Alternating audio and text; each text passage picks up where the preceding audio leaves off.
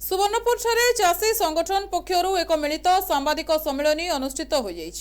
सम्मेलन में आठंता 28 तारिख में राज्यव्यापी बंद पालन पर डाकरा दि नवनिर्माण कृषक संगठन पक्षर बंद डाकरा दि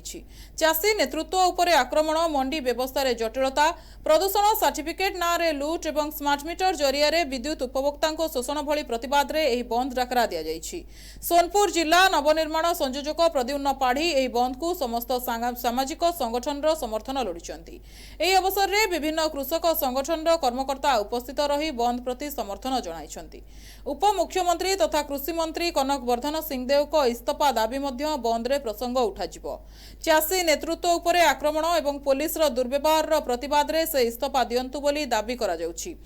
पश्चिम ओडिशार समस्त संगठन को यह बंद रे सामिल करने को निवेदन करा जाइछि। चाषी और साधारण जनता को न्याय देवा पई बंद को सफल करने को आह्वान मध्य दिया जाइछि।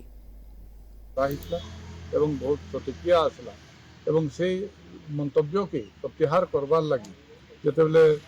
सोनपुर महिमा मंडप रे जितेबले आम कृषक संगठन भाई माने जिन मान कौशल अंचल भी कार्यकर्ता से जिते प्रतिवाद मान कले एवं प्रत्याहार करते उपमुख्यमंत्री उपस्थिति पुलिस विभाग एवं दलीय कर्मकर्ता माने मरणात्मक आक्रमण कले एवं जो माने मानव अधिकार तांकर जन क्षुण्ण है प्रथम तो आम दाबी करुचु जे उपमुख्यमंत्री कुमार सिंह से निजे इस्तफा दिंतु नतुबा जो सरकार तांको मंत्री कर पदवी प्रत्याहार करते एवं जो कर्मकर्ता मान से दिन महिमा मंडप रे कृषक संगठन कर्मकर्ता मान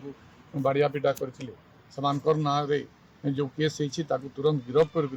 दृष्टांतमूलक कार्यानुष्ठान हो एवं जो पुलिस अधिकारी से सामिल थे खुराक जोगे इनएक्शन एवं जो भिजुआलटा आसूची गामछा को तंटी भिड़ी कर घोषाड़ी घोषाड़ी नौकरी तुरंत बर्खास्त करा एवं आईनगत कार्यानुष्ठान ग्रहण करा। द्वितीय है जे नवनिर्माण कृषक संगठन आगामी 28 तारिख दिन ओडिशा बंद डाकरा देइछंती एवं याकू विभिन्न कृषक संगठन माने ताकू समर्थन मध्य जणाइछंती एवं देखंतु विगत 10 वर्ष जदि आपण इतिहास देखिबे